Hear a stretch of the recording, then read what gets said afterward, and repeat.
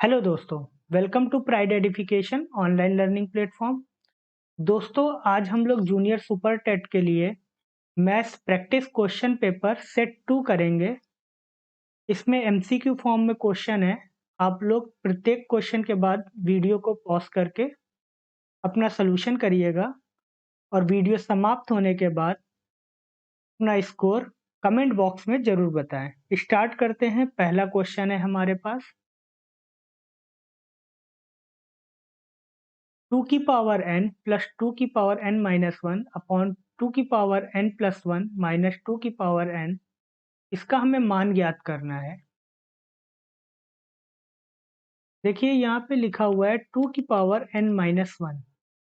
इसको हम ब्रेक करेंगे तो 2 की पावर n मल्टीप्लाई 2 की पावर माइनस 1। 2 की पावर n 2 की पावर माइनस 1 होता है 1 अपॉन 2। इसको हम लिख लेंगे 2 की पावर n अपॉन 2। अब इस क्वेश्चन में 2 की पावर प्लस 2 की पावर n अपॉन 2, इसी तरीके से 2 की पावर n प्लस 1 को ब्रेक करेंगे तो 2 की पावर n मल्टीप्लाई 2 माइनस 2 की पावर n। 2 की पावर n कॉमन कर लेंगे ऊपर से, ऊपर आ जाएगा 1 प्लस 1 बाई 2 अपॉन में 2 की पावर n कॉमन कर लेंगे तो 2 माइनस 1। 2 की पावर n कैंसिल हो जाएगा, ऊपर आ जाएगा 3 बाई 2 अपॉन में 1 इज इक्वल टू 3 बाई 2। इसका सही आंसर हो जाएगा ऑप्शन बी 3 बाई 2। अगला क्वेश्चन देखते हैं। दिए गए चित्र में त्रिभुज ABC व त्रिभुज ACD समकोण त्रिभुज है तथा AB बराबर x सेंटीमीटर, BC बराबर y सेंटीमीटर, CD बराबर z सेंटीमीटर तथा XY बराबर z तथा XY व z का मान न्यूनतम पूर्णांक संख्या है, तो ABCD का क्षेत्रफल ज्ञात कीजिए। देखिए हमारे पास ये फिगर गिवन है, तो AB ये रेखा है तो AB को इन्होंने x बोला है, BC को y बोला है और CD को z बोला है। यहाँ पे ABC जो एक त्रिभुज है, जो कि बोला गया है एक समकोण त्रिभुज है और x y z का मान न्यूनतम पूर्णांक संख्या में बताना है। तो न्यूनतम ट्रिपलेट होता है जो समकोण त्रिभुज के लिए, वो होता है 3, 4, 5। तो यहाँ हम x की वैल्यू 3 लेट कर लेते हैं, y की 4, तो इसका जो AC आएगा 5 हो जाएगा। इसी प्रकार जब ACD त्रिभुज की बात करें तो यहाँ पर z की वैल्यू हो जाएगी x इंटू वाई, जो दिया है क्वेश्चन में। तो 3 गुणे 4 बराबर ये हो जाएगा 12 और AC इसका बेस हो जाएगा, तो ये 5 आ गया है जो अभी निकाला है हमने। तो ABC का क्षेत्रफल क्या हो जाएगा? त्रिभुज ABC का क्षेत्रफल 1/2 आधार गुणे ऊंचाई 3 गुणे 4, ये सॉल्व कर लेंगे तो ये आ जाएगा 6 यूनिट स्क्वायर। इसी तरीके से त्रिभुज ACD का क्षेत्रफल निकालेंगे तो 1/2 5 गुणे 12, तो ये आ जाएगा 30 यूनिट स्क्वायर। क्लियर? अब यहाँ पर पूरे ABCD का क्षेत्रफल पूछा गया है, तो ABCD area of ABCD 6 plus 30 बराबर 36 और यूनिट हमारी जो दी है वो सेंटीमीटर दी हुई है, तो ये सेंटीमीटर स्क्वायर हो जाएगा। इसका सही answer option A 36 centimetre square. अगला क्वेश्चन देखते हैं। एक मीनार के ऊपर से एक ही तरफ जमीन पर दो वस्तुओं के अवनमन कोण क्रमशः 60 डिग्री तथा 30 डिग्री हैं और वस्तुओं के बीच की दूरी 400√3 मीटर है। मीनार की ऊंचाई मीटर में हमें ज्ञात करनी है। मान लीजिए ये कोई मीनार है, इसको हम PQ मान लेते हैं। इसके एक ही साइड में दो बिंदु दिए हैं, एक A बिंदु है और एक बी बिंदु है। दो वस्तुएं हैं ए और बी। ए से जो मीनार के शीर्ष का अवनमन कोण बनना है वो 60 डिग्री हो जाएगा, और बी से जो बन रहा है वो 30 डिग्री। क्लियर? दोनों वस्तुओं के बीच की दूरी दी है 400√3। हमने इसकी हाइट मान ली h, तो tan 60 डिग्री हो जाएगा h/AP। tan 60 की वैल्यू होती है √3। √3 इज इक्वल टू h/AP। अब अगर हम यहाँ से AP की वैल्यू निकाल लें तो आ जाएगी h/√3। अब हम tan 30 की वैल्यू निकालें, tan 30 की आएगी h/BP। tan 30 का मान होता है 1/√3। h/BP को हम लिख सकते हैं 400√3 प्लस AP। इसको सॉल्व करेंगे तो 400√3 plus AP is equal to हो जाएगा h√3। यहाँ से AP की वैल्यू हम इस इक्वेशन में पुट करेंगे तो ये आ जाएगा 400√3 plus h/√3 is equal to h√3। Clear हो गया इतनी बात? अब इसको हम सॉल्व करेंगे तो यहाँ पे हम 400√3 is equal to h√3 minus h/√3 आ जाएगा। इसको सॉल्व कर लेंगे तो ये हो जाएगा 2h/√3। दिस इम्प्लाइज h की वैल्यू हो जाएगी 400√3 मल्टीप्लाई √3/2 इज इक्वल टू, इसको सॉल्व करने पे हो जाएगा √3 से √3 का मल्टीप्लाई हो जाएगा 3, तो सॉल्व कर लेंगे तो ये आ जाएगा 600 मीटर इसकी ऊंचाई। ऑप्शन बी इसका सही आंसर। अगला क्वेश्चन देखते हैं। एक बेलन के वक्र पृष्ठ का क्षेत्रफल तथा आधार के क्षेत्रफल क्रमशः a सेंटीमीटर स्क्वायर और b सेंटीमीटर स्क्वायर है। बेलन की ऊंचाई क्या होगी? बेलन के वक्र पृष्ठ का क्षेत्रफल होता है 2πRh, जो कि दिया है a सेंटीमीटर स्क्वायर, और आधार होता है πr², जो कि दिया है b। तो यहाँ से हम r की वैल्यू निकाल लेंगे तो r की वैल्यू आ जाएगी √b/√π। इस r की वैल्यू को हम इस इक्वेशन में पुट करेंगे तो 2π, r की वैल्यू हो जाएगी √b/π multiply h is equal to a। इस √π से एक पाई कैंसिल होगा तो बचेगा √π। h इज इक्वल टू हो जाएगा a/2√πb। इसका आंसर का सही आंसर हो गया ऑप्शन सी। क्लियर? अगला क्वेश्चन देखते हैं। दिए गए द्विघात समीकरण ab² minus a² plus b² plus 1 is equal to 0 के मूल ज्ञात कीजिए। कोई भी क्वाड्रेटिक इक्वेशन अगर दी है, जैसे मान लीजिए कोई भी क्वाड्रेटिक इक्वेशन है ax² plus bx plus c, तो इसके जो रूट होते हैं हमने मान लिया अल्फा और बीटा, तो सम ऑफ रूट होता है अल्फा प्लस बीटा, इसकी वैल्यू होती है -b/a, और मल्टीपल ऑफ रूट होता है जो अल्फा बीटा, इसकी वैल्यू होती है c/a। तो ये इक्वेशन अगर हम इस इक्वेशन से कंपेयर करेंगे तो हमने रूट मान लिए अल्फा बीटा, तो alpha plus beta is equal to हो जाएगा a² प्लस b²/a²b², और अल्फा बीटा की वैल्यू हो जाएगी 1/a²b²।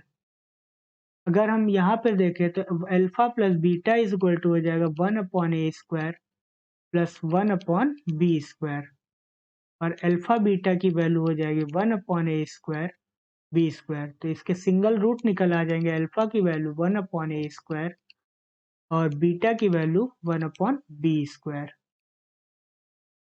इसके रूट हो गया 1/a² और कॉमा 1/b²। ऑप्शन ए इसका सही आंसर। अगला क्वेश्चन देखते हैं। क्वेश्चन है √6 plus √6 plus √6 up to infinite तक। जब इस तरीके का कोई क्वेश्चन दिया हो, जो वैल्यू इसमें गिवन होती है उसके हम फैक्टर कर लेते हैं 2 × 3। किसी कॉन्जिक्यूटिव नंबर्स का मल्टीपल होता है, तो ये नंबर जो आ गया 3, जो इसका बड़ा नंबर है वही इसका आंसर होता है। ऑप्शन ए इसका सही आंसर है। ये हमारा शॉर्ट ट्रिक है। अब इसको अगर हमें सॉल्व करना है तो हम लेट कर लेते हैं पूरी इक्वेशन को x 6 plus √6 plus √6 plus up to infinite. इसका हम स्क्वायर करेंगे तो x² is equal to 6 plus √6 plus √6 plus infinite. तो ये वैल्यू अगर हम देखें तो ये पूरी इनफाइनाइट वैल्यू है, तो ये इसके इक्वल हो जाएगी। तो x² is equal to 6 plus x।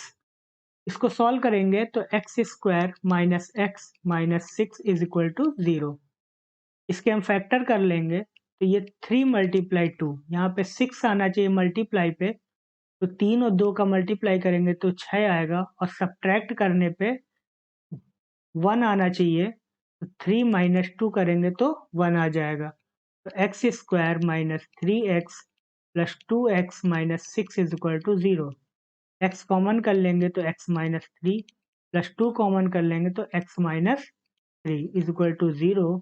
x minus 3 और x plus 2 is equal to 0। तो इसके जो नंबर बनेंगे x बराबर 3 और x बराबर -2, तो इसका आंसर हो जाएगा x बराबर 3। क्लियर। अगला क्वेश्चन देखते हैं। एक खिलौने को 10 रुपए 80 पैसे में बेचने पर 10% की हानि होती है। इसे कितने रुपए में बेचा जाए कि 20% का लाभ हो? देखिए, अगर कोई वस्तु 100 रुपए में है, हम इसको यूनिट मान लेते हैं 100 यूनिट, और 10% का लाभ, सॉरी हानि की बात करें, अगर हम 10% की हानि की बात करें तो इसको 90 यूनिट में बेचा जाएगा। तो हमें 90 यूनिट बराबर दिया हुआ है 10 रुपए 80 पैसे।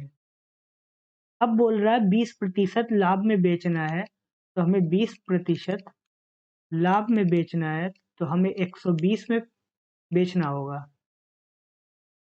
तो 20 यूनिट में बेचना होगा। तो 120 यूनिट की हम वैल्यू निकाल लेंगे, तो 10 रुपए 80 पैसे मल्टीप्लाई 120/90। इसको हम सॉल्व कर लेंगे तो आ जाएगा 14.40 रुपए। इसका सही आंसर ऑप्शन सी। क्लियर। अगला क्वेश्चन देखते हैं। अब क्वेश्चन दिया है, एक आयताकार मैदान 25 बाई 15 मीटर का है। 2 लंबवत रास्ते जिनकी चौड़ाई 2 मीटर है मैदान के बीचों बीच है। मैदान के शेष भाग में घास उगाई जाती है। तो बताओ घास उगाई गई भाग का क्षेत्रफल क्या होगा? देखिए, ये घास का मैदान है, इस तरीके से हमने बना लिया।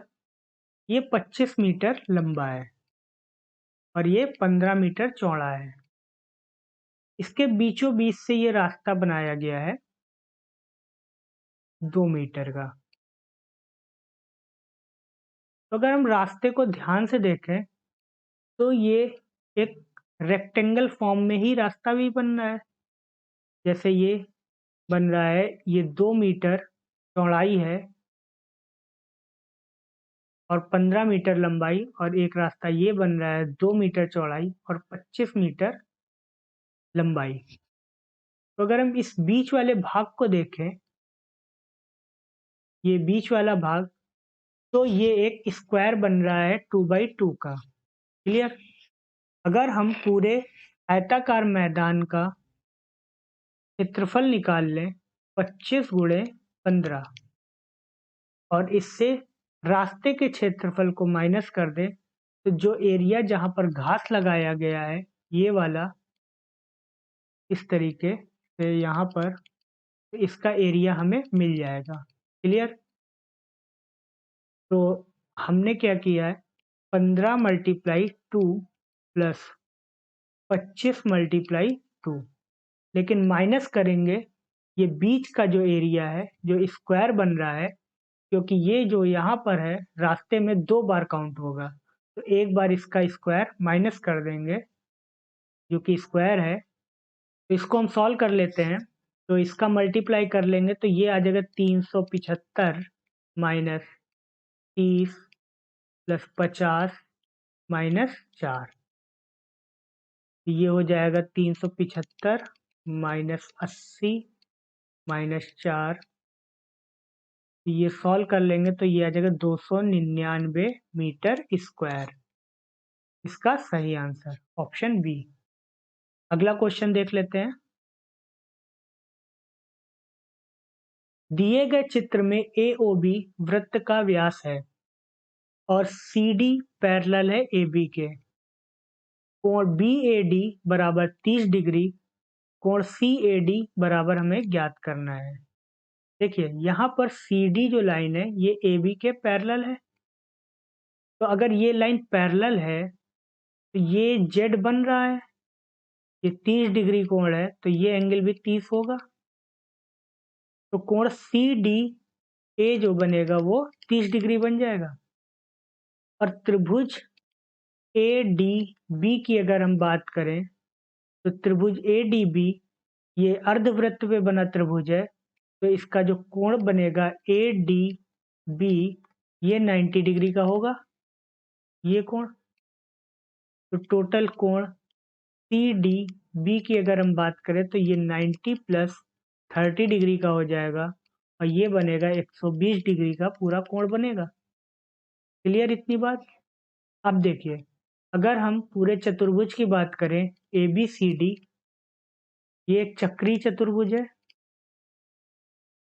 और चक्रीय चतुर्भुज की कंडीशन होती है इसके अपोजिट एंगल का जो सम होता है वो कितना होता है, 180 डिग्री होता है। तो यहाँ पर कोण CDB प्लस कोण CAB बराबर 180 डिग्री हो जाएगा। तो इस कोण CDB की वैल्यू अभी हमने निकाली है 120 डिग्री, तो कोण CAB का मान हो जाएगा 180 माइनस 120 बराबर 60 डिग्री। ये टोटल कोण हमारा 60 डिग्री आ गया और ये कोण 30 डिग्री दिया है, तो बचा कोण कितना, 30 डिग्री। तो हमारा सही आंसर क्या हो जाएगा, ऑप्शन ए, 30 डिग्री हमारा सही आंसर। अगला क्वेश्चन देखते हैं। दिए गए चित्र में PT एक O केंद्र वाले वृत्त के बिंदु R पर स्पर्श रेखा है। यदि व्यास SQ को बढ़ाया जाता है तो वह PT बिंदु P पर मिलता है। मतलब ये जो रेखा है PT या R पर यहाँ पर स्पर्श रेखा है और SQ को अगर हम बढ़ाते हैं तो ये P बिंदु पर यहाँ पर मिल रहा है। यदि कोण SPR बराबर x डिग्री है और कोण QSR y डिग्री है, तब x degree plus 2y degree का मान ज्ञात करना है। देखिए हमारे पास ये फिगर जो गिवन है, हमने एक थ्योरम बताई थी अपने पिछले वीडियो में। अगर ये सर्किल की स्पर्श रेखा है और स्पर्श रेखा पर से एक त्रिभुज बनाया जाता है जिसके दो शीर्ष वृत्त की परिधि पर टच करे और एक स्पर्श रेखा की जहाँ पर सर्किल को टच कर रहा है वहां पे टच करे, तो ये जो एंगल बनते हैं, ये कोण जो बनेगा APR जो कोण बनेगा, ये कोण RQP के बराबर होगा और जो कोण बी पी क्यू बनेगा, ये कोण पी आर क्यू के बराबर होगा। ये होती है थ्योरम। तो इसी प्रकार से अगर ये कोण एस है, अगर ये कोण y डिग्री है तो ये कोण भी y डिग्री होगा। और अगर हम इस त्रिभुज की बात करें, ये x है, ये y है और ये एक स्ट्रेट लाइन है, तो ये कोण जो बनेगा ये x प्लस वाई बनेगा। ये कोण x प्लस वाई बनेगा। और इस पूरे त्रिभुज की बात करें तो ये कोण y है और ये क्यू एस जो है ये क्या है, ये एक व्यास है। त्रिभुज क्यू एस आर की अगर हम बात करें तो ये अर्धवृत्त पे बना त्रिभुज है। तो जो कि कोण क्यू आर एस जो होगा वो 90 डिग्री होगा। तो बचे कोणों का सम क्या होगा, वो 90 डिग्री होगा। तो x plus Y is equal to 90 degree. तो x plus 2y is equal to 90 degree. हमारा ये आंसर हो जाएगा ऑप्शन ए। क्लियर हो गई इतनी बात। अगला क्वेश्चन देखते हैं। यदि ABCD एक चक्रीय चतुर्भुज है जिसमें कोण A बराबर 4x, कोण B बराबर 7x, कोण C बराबर 5y, कोण D बराबर y, तो x रेशो y का मान क्या है। देखिए, ये अगर चक्रीय चतुर्भुज है, इस तरीके से हमने मान लिया ये A है, B, C, D, तो इसके अपोजिट एंगल कौन से होंगे, A और C और D और B, ये आपस में अपोजिट एंगल होंगे। तो अपोजिट एंगल का सम होता है 180 डिग्री। तो 4x plus 5y is equal to 180 degree और इज इक्वल टू ये इसी के बराबर हो जाएगा 7x प्लस वाई। तो इसको हम सॉल्व कर लेंगे, तो y को इधर ले आएंगे तो ये बचेगा 4y is equal to 3x। तो x अपॉन वाई आ जाएगा 4/3। 4:3 इसका सही आंसर ऑप्शन बी। अगला क्वेश्चन देखते हैं। क्वेश्चन है, दो लंबवृत्तीय बेलनों की ऊंचाइयों का अनुपात 1:2 है तथा दोनों का आयतन बराबर है, उनकी त्रिज्या का अनुपात क्या है। देखिए, बेलन का आयतन क्या होता है, पाई आर स्क्वायर एच। तो हमने इसकी त्रिज्या r1 मान ली और इसको small h is equal to pi r2 square, इसकी हमने r2 मान ली और इसको कैपिटल H। दोनों का अनुपात दिया है 1:2, मतलब H रेशो कैपिटल H दिया है 1:2। पाई से पाई कैंसिल हो जाएगा, r1 square into 1 is equal to r2 square into 2। तो r1 अपॉन r2 हो जाएगा √2/1, √2:1। इसका ऑप्शन ए इसका सही आंसर। अगला क्वेश्चन देखते हैं।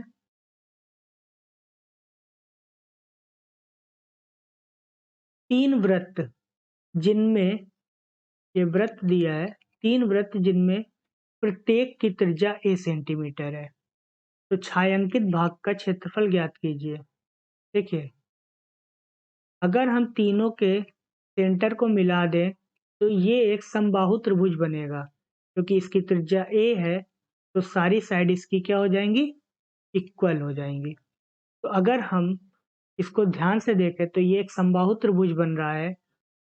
अगर हम समबाहु त्रिभुज के क्षेत्रफल से ये जो एरिया, वृत्त का जो एरिया बन रहा है, ये हाफ वृत्त बनेगा। ये टोटल अगर तीनों को हम काउंट कर लें तो ये हाफ वृत्त बनेगा। इस एरिया को सब्ट्रैक्ट कर दें तो हमें छायांकित भाग का एरिया मिल जाएगा। तो त्रिभुज का क्षेत्रफल क्या होगा, √3/4 साइड स्क्वायर, साइड कितनी है 2a, minus pi are square, त्रिज्या कितना है r square, a square upon 2। अर्धवृत्त बनेगा क्योंकि 60 डिग्री एंगल होता है। टोटल वृत्त का एंगल कितना बनता है, 360 डिग्री। तो ये 180 डिग्री एंगल बनेगा। तो पाई आर स्क्वायर, ए आर की वैल्यू कितनी है a, pi a square upon 2। तो √3/4 4a² minus pi a² upon 2। 4 से 4 cancel, √3 minus pi by 2, a² हमने कॉमन कर लिया तो 2√3 माइनस पाई बाई 2 और a²। इसका ऑप्शन डी इसका सही आंसर हो जाएगा। अगला क्वेश्चन देखते हैं। 29 से बड़ी दो संख्याओं का HCF 29 है और LCM 4147 है। इन संख्याओं का योग कितना है? देखिए, दो संख्याएं, हमने दो संख्याएं मान ली, एक A है और एक B है। इनका HCF हमें गिवन है 29। तो LCM क्या हो जाएगा? 29 A into B is equal to इसका LCM 4147, यही होगा। तो A into B is equal to हो जाएगा 4147 अपॉन 29। इसको हम डिवाइड कर देंगे तो ये आ जाएगा 143। क्लियर? अब देखिए, अगर हम 143 के फैक्टर करते हैं तो ये होता है 11 मल्टीप्लाई 13 और ये दोनों प्राइम नंबर है।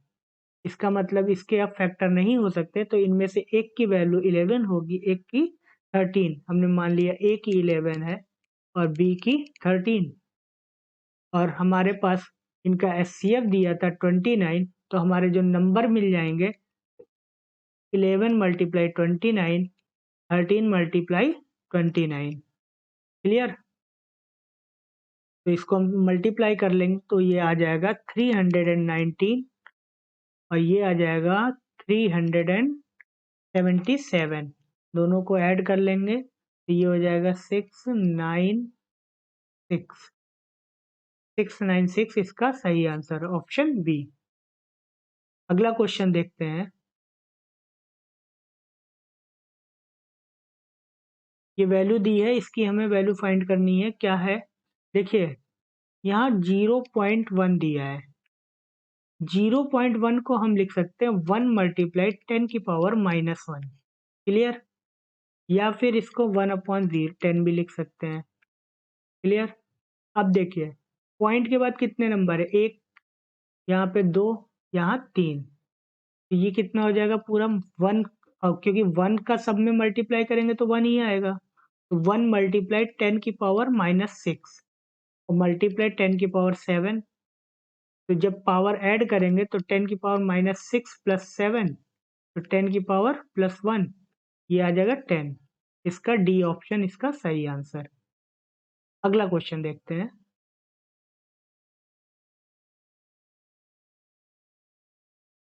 1000 रुपए की धनराशि पर 5% वार्षिक दर से 2 वर्ष के चक्रवृद्धि ब्याज तथा साधारण ब्याज का अंतर कितना होगा?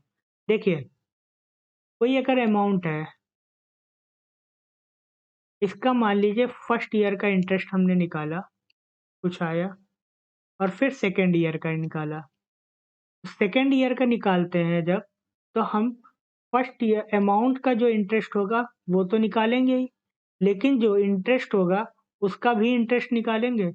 मान लीजिए ये एक्स था, ये एक्स आएगा और ये वाई आ जाएगा। जो वाई होगा, ये वाई का वैल्यू जो होगा एक्स का r%। क्लियर? वाई की वैल्यू क्या होगी? एक्स का r%। तो ये जो वाई है, ये जो है CI और SI में डिफरेंस है 2 साल में। क्लियर? 2 ईयर में, क्योंकि फर्स्ट ईयर में तो कोई डिफरेंस होता ही नहीं। यहाँ पे SI और CI क्या है? इक्वल है फर्स्ट ईयर में। बट जब सेकेंड ईयर होता है तब यहाँ पे डिफरेंस आ जाता है। अब देखिए, इस 1000 रुपए पे हम 5% निकालेंगे तो पहले साल का ब्याज कितना आ जाएगा?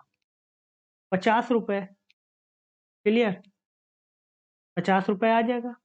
और अब हमें डिफरेंस निकालना है CI और SI का।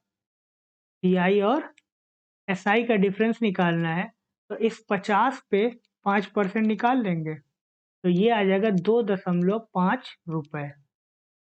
क्लियर? ऑप्शन बी इसका सही आंसर। अगला क्वेश्चन देखते हैं।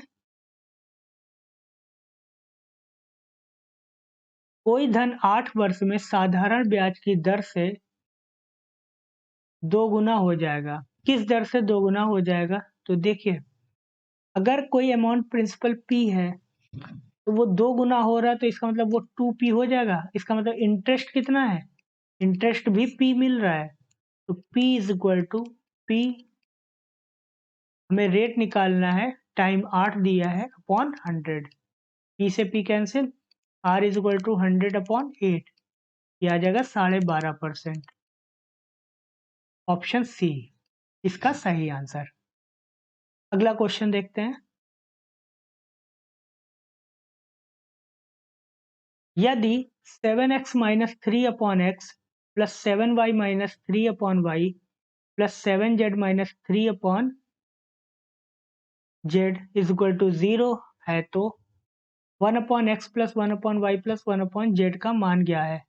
देखिए, हमारे पास 7x minus 3 upon X plus 7y minus 3 upon Y plus 7z minus 3 upon Z is equal to 0 दिया है।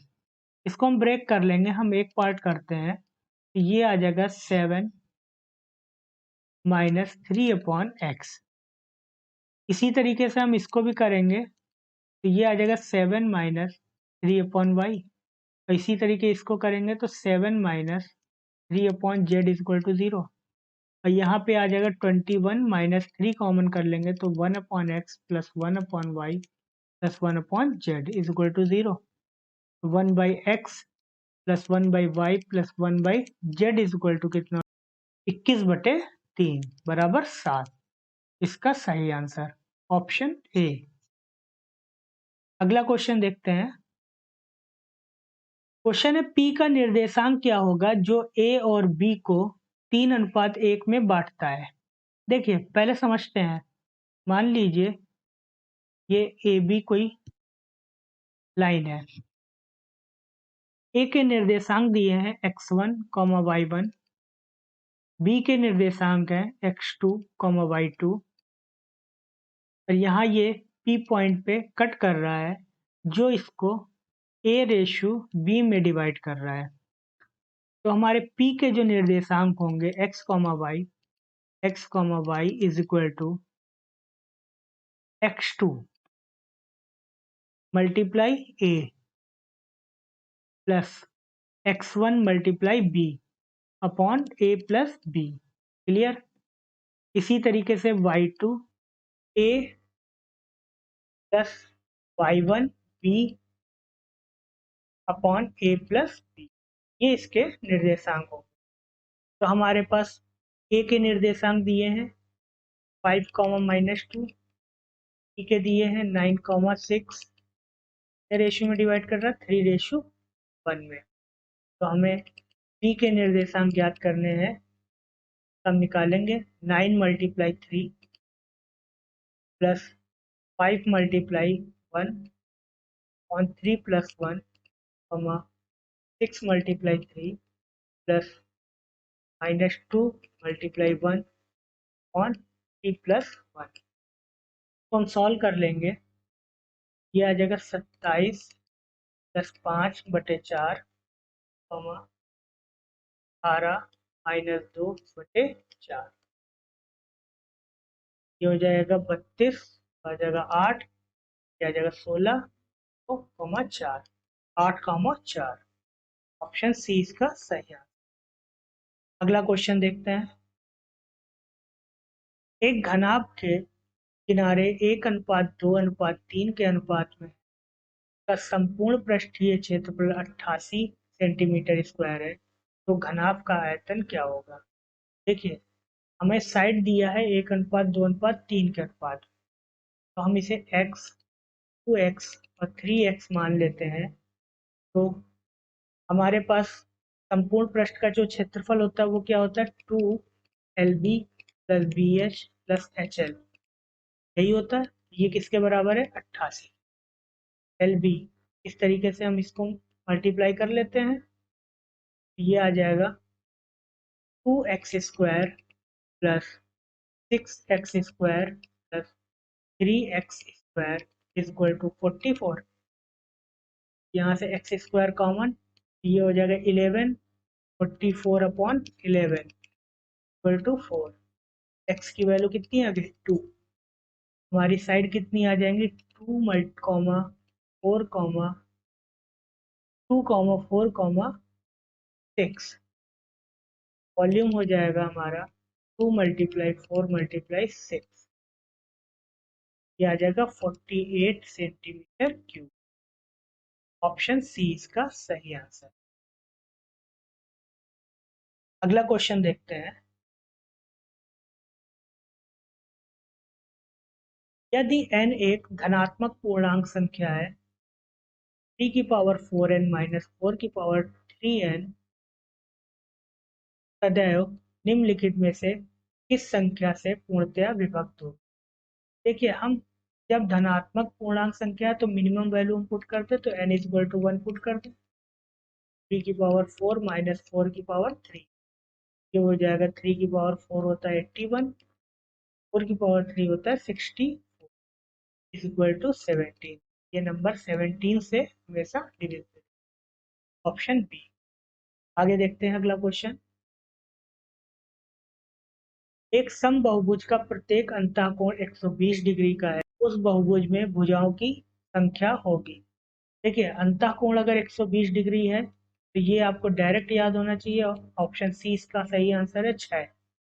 और अगर निकालना है तो देखिए, अंतःकोण हमें दिया है तो हमें बाह्य कोण पता चल जाएगा। बाह्य कोण कितना हो गया 180 माइनस 120/60।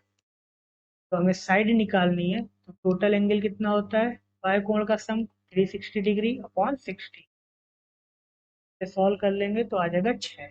ये हमारी नंबर ऑफ साइड हो जाएगी। अगला क्वेश्चन देखते हैं। दो धातुओं में जिंक तथा तांबे का अनुपात 2:1 है तथा 4:1 है। दोनों धातुओं को किस अनुपात में मिलाया जाए नई धातु में जिंक तथा तांबे का अनुपात 3:1 हो। देखिए, इसे हम एलिगेशन से करेंगे और इसमें करने के लिए एक तरीका होता है। आप कोई भी एक धातु का रेशियो ले लो, चाहे जिंक का चाहे तांबे का। हम यहाँ जिंक का ले लेते हैं, तो जिंक की मात्रा कितनी है 2, टोटल कितनी मात्रा है 3, 2/3। ये धातु एक हो गई और ये दूसरी धातु है, यहाँ जिंक की मात्रा कितनी है 4, टोटल कितनी है 5। 4 मात्रा है, कितनी धातु है 5।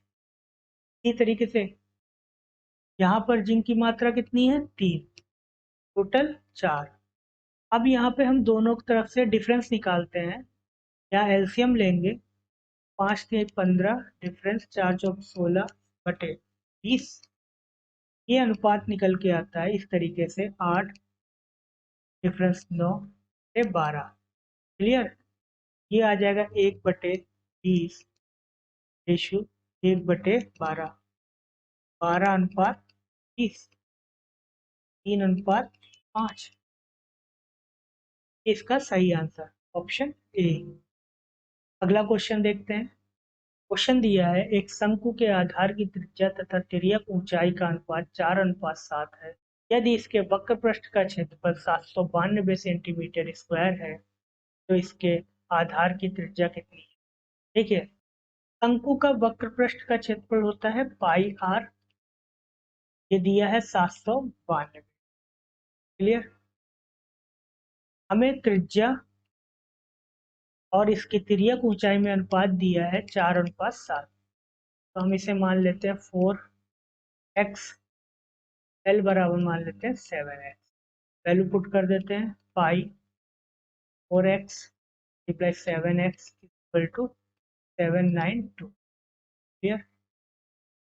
ये पाई की वैल्यू होती है 22/7 multiply 4x multiply 7x is equal to 792। 7 से 7 कैंसिल हो जाएगा, x square is equal to हो जाएगा 792/22 से हम सॉल्व करते हैं, 11 से काटेंगे 2 बार, ये जाएगा 7, ये 2 72, ये 8 से जाएगा 9, एक्स बराबर आ जाएगा 3। इसकी त्रिज्या हो जाएगी 12 तिर्यक ऊंचाई हो जाएगी, तो हमें आधार की त्रिज्या निकालनी थी। तो आधार की त्रिज्या कितनी आ गई? 12 सेंटीमीटर का सही आंसर ऑप्शन बी। अगला क्वेश्चन देखते हैं।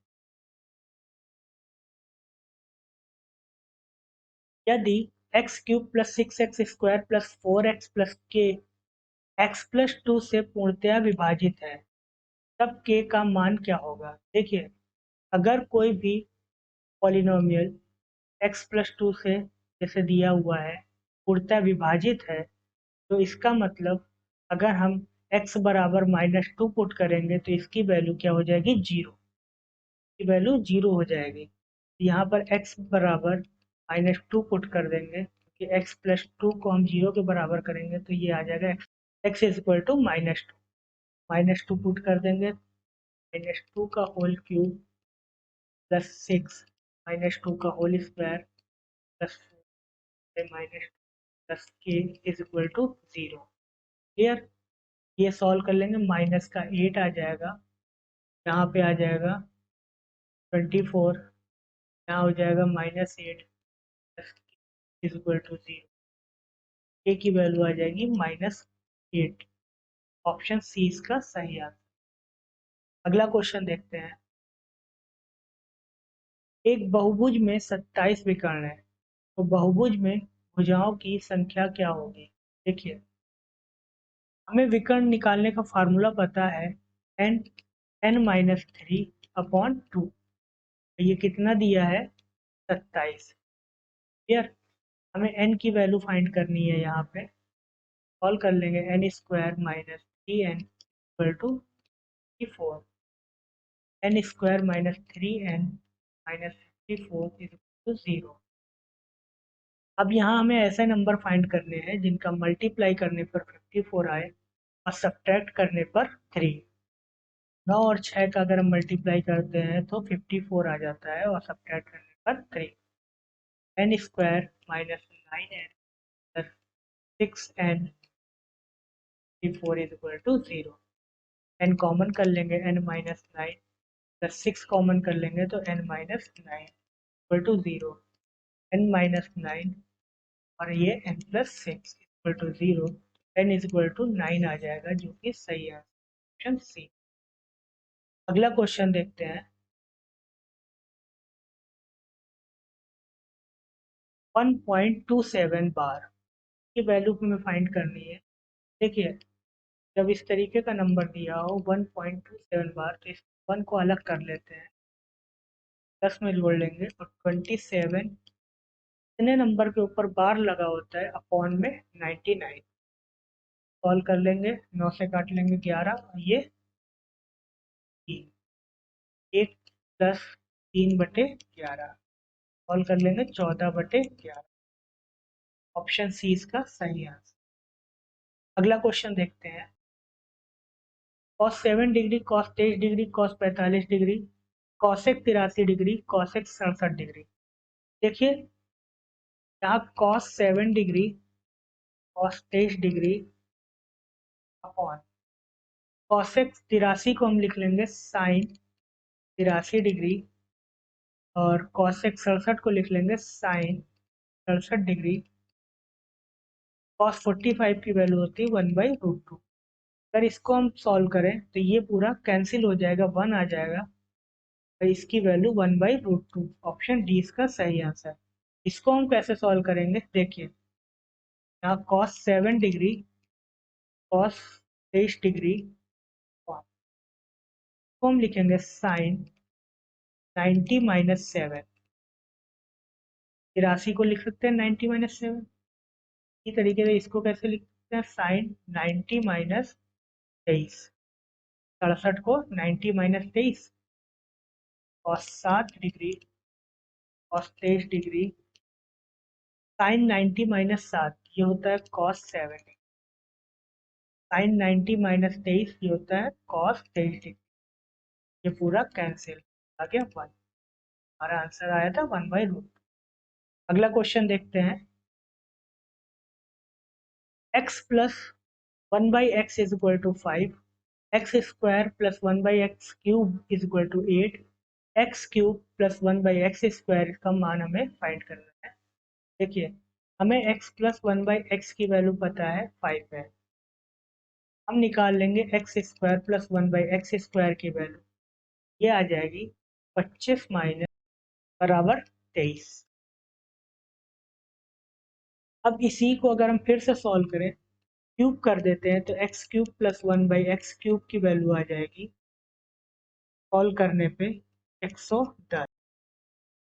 हम यहाँ फार्मूला लगाएंगे a प्लस बी का होल क्यूब का, a³ plus b³ plus 3ab bracket में a प्लस बी। ये फार्मूला लगा देंगे तो ये वैल्यू आ जाएगी 110। यहाँ पे हमने a प्लस बी की होल स्क्वायर का फार्मूला लगाया है, ये होता है a square plus b square plus 2ab। Clear. अब हमारे पास दो इक्वेशन मिल गई, एक ये 1 ये 2। दोनों को हम ऐड कर देंगे तो x square plus 1/x² plus x³ plus 1/x³ equal to तो 10 प्लस 23। क्लियर। अब देखिए हमें इसकी वैल्यू पता है, एक्स स्क्वायर प्लस 1/x³ की वैल्यू पता है, तो इसको एक साथ कर लेते हैं, एक्स स्क्वायर प्लस 1/x³ एक साथ प्लस x³ प्लस 1/x², इसकी वैल्यू हमें फाइंड करनी है, तो इसको एक साथ कर लिया, ये आ गया तो 33। इसकी वैल्यू हमें पता है 8 दी है, plus x³ plus 1/x² equal to 133। ये हम सॉल्व कर लेंगे तो x³ प्लस 1/x² की वैल्यू आ जाएगी 33 माइनस 8 बराबर तो 25 का सही आंसर ऑप्शन ए। अगला क्वेश्चन देखते हैं। 3 ठोस धातु के गोलों जिनका व्यास 6 सेंटीमीटर, 8 सेंटीमीटर और 10 सेंटीमीटर है, पिघलाकर एक नए ठोस गोले में बदला जाता है, तो नए गोले का व्यास क्या होगा। देखिए गोले का जो वॉल्यूम होता है हमें वो पता होना चाहिए, वॉल्यूम होता है 4/3 पाई आर क्यूब।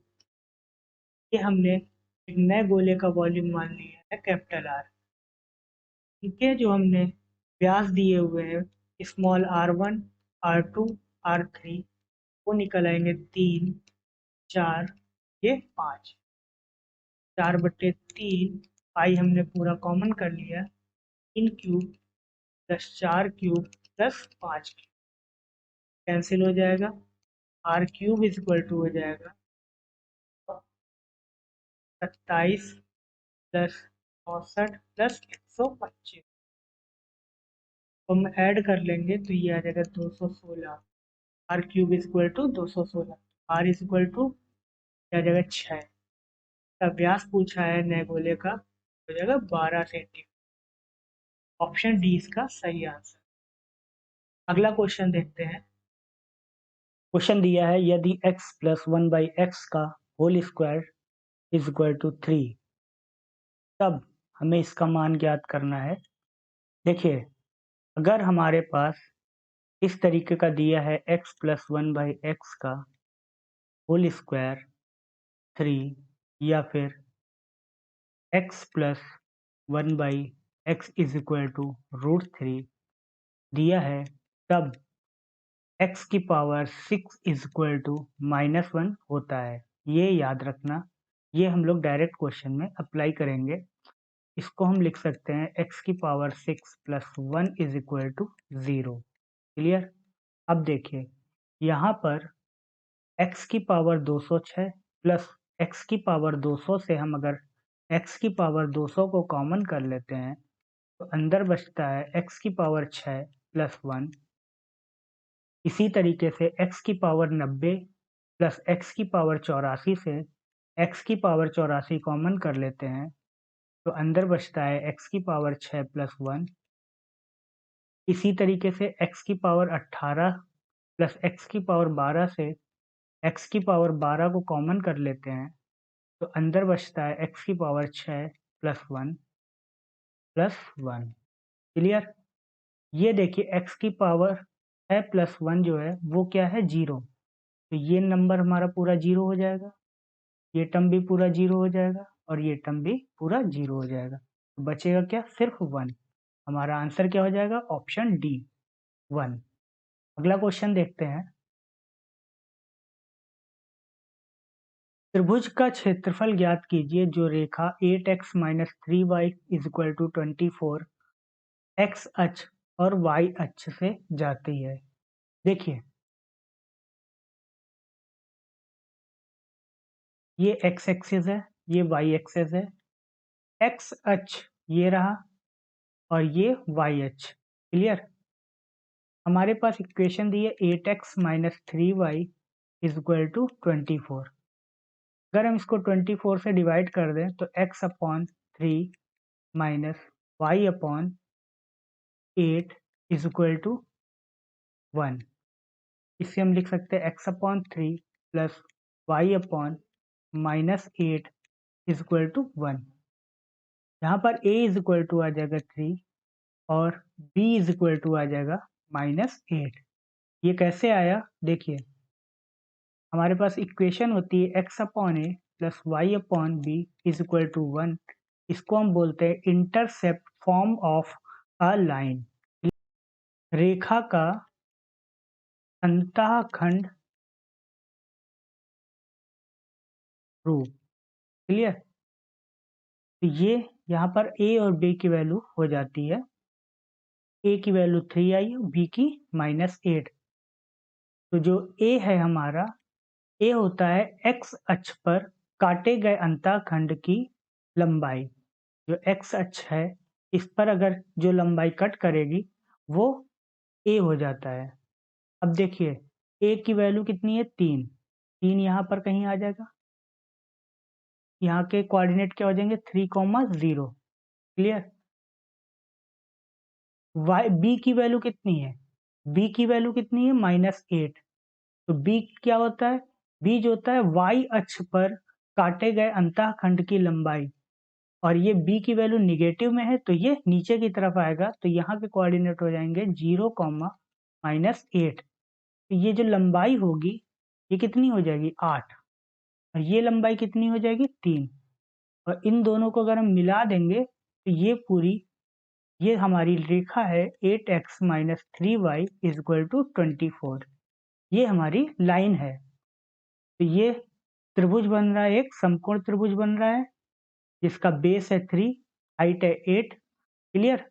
तो त्रिभुज का क्षेत्रफल क्या हो जाएगा, एरिया 1/2 3 × 8 बराबर 12 वर्ग इकाई, इसका सही आंसर। Clear, option A. अगला क्वेश्चन देखते हैं। 1/3, 2/9, 5/6 और 4/27 का एलसीएम कितना है। देखिए जो भी नंबर फ्रैक्शन में ये नंबर अगर दिया है इसका हमें एलसीएम निकालना है। तो 1/3, 2/9, 5/6, 4/27, तो इसमें ऊपर जो नंबर है न्यूमरेटर में इसका हम एलसीएम निकालेंगे, और जो डिनोमिनेटर में नंबर है हर में इसका हम एचसीएफ निकालेंगे। तो जो निकल के आएगा वो पूरे नंबर का एलसीएम होगा। तो एलसीएम = हो जाएगा 1, 2, 5, 4 का एलसीएम बटे 3, 9 से 27 का एचसीएफ। तो इसका एलसीएम हो जाएगा 20, इसका एचसीएफ निकालेंगे तो ये आ जाएगा 3। तो 20/3 इसका सही आंसर, ऑप्शन सी। अगला क्वेश्चन देखते हैं। 50 किलोग्राम शीशे व टिन के मिश्रण में 60% शीशा है। इस मिश्रण में कितना शीशा मिलाने पर बने मिश्रण में 75% शीशा हो जाएगा। हमारे पास मिश्रण कितना है 50 किलोग्राम। देखिए शीशे की मात्रा कितनी है 60%, तो 50 का 60% कितना हो जाएगा? 30 किलोग्राम है। बची कितनी? 20 किलोग्राम। ये किसकी मात्रा है? टिन की। अब जो है हमें मिश्रण मिलाना है, मिश्रण में सीसा की मात्रा मिलानी है। तो ये हमारा कांस्टेंट रहेगा, इसमें तो कोई चेंज नहीं होगा।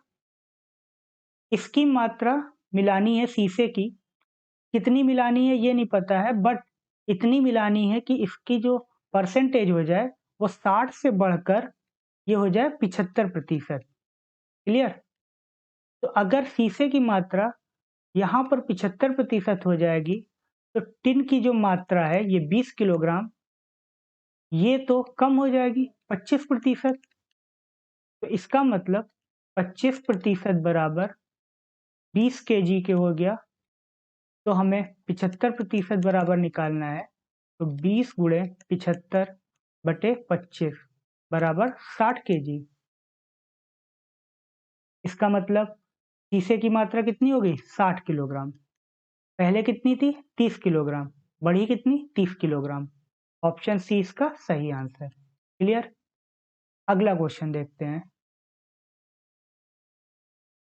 एक त्रिभुज का परिकेंद्र ज्ञात किया जा सकता है।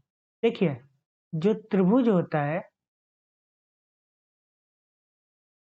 त्रिभुज का परिकेंद्र क्या होता है? ये जो हमारा सर्किल बनता है ये परिवृत्त होता है। तो इसका जो सेंटर है वो त्रिभुज का परिकेंद्र है। क्लियर? तो त्रिभुज का परिकेंद्र जो बनता है वो हमारा, इसकी जो भुजाएं होती हैं इनका अर्धक करने पर बनता है। क्लियर? तो इसका ऑप्शन क्या होगा? ये माध्यिकाओं से नहीं बनेगा, कोण अर्धक से नहीं बनेगा, लंब समद्विभाजकों से, ऑप्शन सी इसका सही आंसर है। लंब ऊंचाई से नहीं बनेगा, ऑप्शन सी इसका सही आंसर है। क्लियर? यहां तक कि हम लोगों ने प्रैक्टिस सेट में 35 क्वेश्चन किए हैं। और अगले वीडियो में मिलते हैं। को कोई भी डाउट हुआ है या कोई भी क्वेश्चन नहीं समझ में आया है, कॉन्सेप्ट नहीं समझ में आया, तो कमेंट बॉक्स में ज़रूर लिखें, हम उसका वीडियो अलग से बना देंगे कॉन्सेप्ट का। मिलते हैं अगले वीडियो में, तब तक के लिए धन्यवाद।